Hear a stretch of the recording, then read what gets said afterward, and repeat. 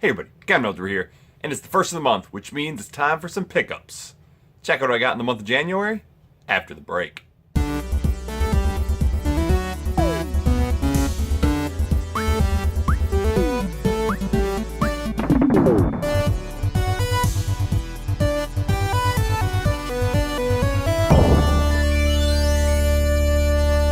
So I'm starting to slow down a little bit. Just had my second daughter, so that's going to be expensive. So going to slow down the video games. Plus, Middle Gaming Class is coming up in April. Too many games in June, so I got to save my money for that as well. First one, a couple handhelds. First one, I went to Target. They had some games on clearance, so I picked up Lego Star Wars: The Force Awakens. Huge Star Wars fan, and this was, I think, $10, so picked that one up. And the next one was a recommendation from Chris Pico. He just did this in his top 3 Marvel games, and it is Thor: God of Thunder on the DS. This game is really, really cool. I love how they use the top and the bottom of the screen of the DS, and I'm really glad they didn't use the stylus at all. I hate when the DS games or the Wii U games or 3DS games use the stylus way too much. It's annoying. It doesn't work well.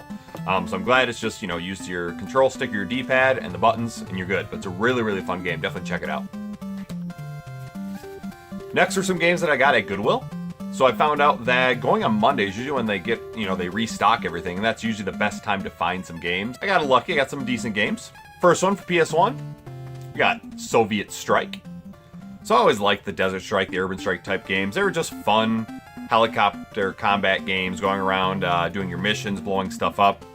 They're pretty simple games, they're fun though, and this is one I hadn't had, and I don't think I've ever seen it around. So I'm like, yeah, pick it up, I think it was $1.99. Then we got a couple PS2 games. First one, The Sims. I don't think I've ever played a Sims game, but it was $2.99, so I picked it up. X-Men Legends. So this is basically like an action RPG. And so you go around, you start as Wolverine, but you can get other characters that you go, and you can even go up to 4-player co-op, which is really cool. I have this for the GameCube, but this one was, I think, $2.99 as well. And so I thought I'd pick it up for the PS2. And it's a solid game. I need to play, get a little more into it. But I would definitely like to do this co-op with somebody. So, and then last PS2 game, Final Fantasy X2. So surprisingly, when I put this in and started playing it, I was actually enjoying it, which is really weird for me for a Final Fantasy game, an RPG turn-based. But I liked how it looked. It was pretty exciting. It was action-packed, and it didn't take that long to figure out what to do. I mean, I'm sure as you go further into the game, it gets more in depth. This wasn't that bad. And again, this was, I think, $3.99. So these are all cheap games. I thought I'd give it a shot. And it's in really nice shape. All these games are complete. So there you go. And the last one from Goodwill was an Xbox 360 game, Bulletstorm Epic Edition. So this is a very, very fun first-person shooter. So you go around and, obviously just shoot enemies, and it's pretty damn gory. It's pretty cool. So, like, you shoot people in the head and their heads explode. Eventually you get this, like, lasso that pulls enemies towards you. And so you pull them towards you, and they're, like, in slow motion, and you can shoot their heads off and stuff. That's really fun. There's actually an achievement you get for shooting a certain amount of headshots before you get to a certain part in the game that I got when I was playing it a little bit. You can also use that lasso to grab people, and they get impaled on spikes. So it's very, very fun. It's a very cheap game. I think this one was the most out of the games I got from Goodwill. I think it was $4.99. So it's a fun game. If you see it, check it out. I think there's it's available on PS4 and Xbox One as well. I think downloadable. I don't know if it's physical, but definitely check it out. It's a really fun game. I really enjoyed the little bit I played of it so far. Next, we got one Wii U game. This was also from Target, just because it was on clearance again. It was a game I was waiting for to drop. It just stayed at 50, 50, 50, and then it went to 40. Now I think I got it for 30. That's Kirby and the Rainbow Curse. So this one I was pretty disappointed in. I guess I didn't look at the back enough to realize that the stylus is pretty heavily used. I already talked about it, like on DS games, I don't really like it that much. And I don't know, it's just, you basically use it to move and do everything, and sometimes it just does not work that well. Maybe if I played it more, I'll like it better, but I just want a simple Kirby game that I can use the D-pad and the buttons. Why do you have to use the stylus? I'm also not a huge fan of the art style, so it's like claymation, and I've never really liked claymation that much. But at least I got it cheaper than what it had been going for, but still, pretty disappointed in that one. Then we'll go with the Switch games I picked up. First one, Mutant Football League Dynasty Edition. So I'm kind of disappointed. I wanted this on PS4, but I went there, I didn't see it at GameStop, and so I just grabbed this one. But it's all good. It's really, really fun. So it looks like it's got almost every team. I was pretty disappointed. Didn't have the Tennessee Titans. It has the freaking Jaguars. How do you have the Jaguars but not the Titans? But anyways, I picked the Eagles because it's my brother's favorite team, and it's just so much fun. You know, there's places on the field that you can fall in and die. There's injuries, you know, so it's basically just like the Mutant League Football and Mutant League Hockey back in the Genesis. So I'd love them to make another hockey game because I love Mutant League Hockey. But this is very fun. It's pretty easy to pick up. You can play online. And I like how they actually used like the players and the teams from the NFL. So like you got the Philadelphia Eagles, you know, obviously the Philadelphia Eagles. And then some of the players, you got Wham Newton, Oh Hell Wreckham, Von Killer, Bomb Shady. You know, that was really cool. So if you haven't picked this up, definitely check it out. It's a lot of fun. And next was from Limited Run that I ordered a few months ago. And that's Layers of Fear. So this one, you're an artist, and it's basically like a walking simulator, and you're trying to figure out what's going on. At first, it seems pretty normal, but you're starting to find these notes. There's really no one else in the house. There's a ton of alcohol. And then you start hearing like random noises, and then you go through a door into a room, you check it out, you leave that door, and all of a sudden you're in a whole different room that you shouldn't have been in.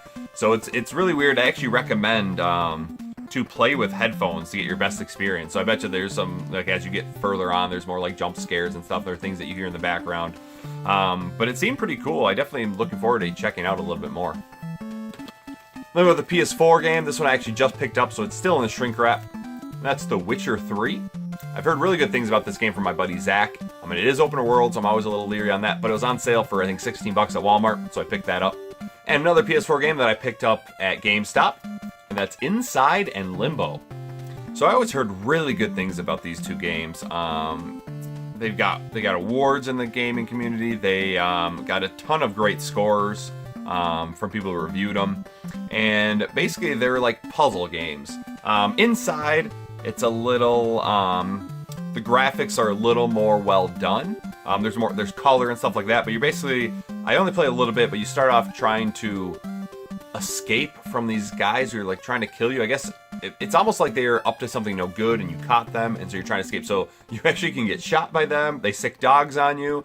But what I really like is since it's a puzzle game, if you mess up, you basically start right from where you were. You know, you don't have to go way, way back and start over. So I like that. It was pretty fun so far when I played it. And then Limbo, so this one's a little bit darker. It's just basically everything's black except for the background's light and then your eyes are light. And same thing, it's a puzzler. You're going through trying to figure out how to get through certain things. And again, when you die, you start right back where you were so you can continue going on. So far the puzzles really haven't been too difficult. I don't know if it's going to get harder as you go. But yeah, I had heard so many good things about this. I definitely wanted it physical, so I'm glad I found the double pack at GameStop. And last, we'll go with the NES games I picked up. So this was just from eBay. Saw this guy was selling some games for pretty cheap, so I just waited to the last minute. Bought them. None of them. The first two aren't too exciting, but they were cheap. First one's Bigfoot. So Bigfoot's always a game I wanted because it always looked pretty cool, and it is a fun game. But the controls aren't that great. It's kind of annoying how they set up the controls. I mean, they really should have made the game similar to like Super Off-Road. I think that would have been perfect. The controls in Super Off-Road are great. I know, granted, you want to like crush things and stuff, so maybe just when they do the side view, you know, just make it so you just have to press right to go and stuff. But this one, you actually have to go left, right, like keep pressing it back and forth, and you have to shift with A at the right moment. And if you shift at the wrong moment, it actually downshifts instead of upshifts. So that's kind of annoying. But honestly, I played for a little bit and I won every race. When I read the review in Pat Contree's NES book, you know, he kind of complained about the controls, like they were really bad, but I had no problem with it. So there's two versions. There's the first, there's just like a race that's top down, but since it's one screen, basically the computer stays right with you, and so it all comes down to the end. But there are things to pick up like money. You can also get turbo boost that boosts you in front of the guy, so that was cool. And then again, there's the side view where you're racing a guy, but also going up hills, crushing cars, that kind of stuff. Both kind of fun. It's a cheap game. Is it great? No, but I thought it was okay. Next one, Hook. So I absolutely love the movie Hook, and so I've always wanted this one. I guess this one's uncommon because I never see it anywhere. And it's a decent platformer. It looks really good. But the hit detection with your little sword isn't great, and so basically what I found to do is just skip the trying to attack enemies and just jump over them.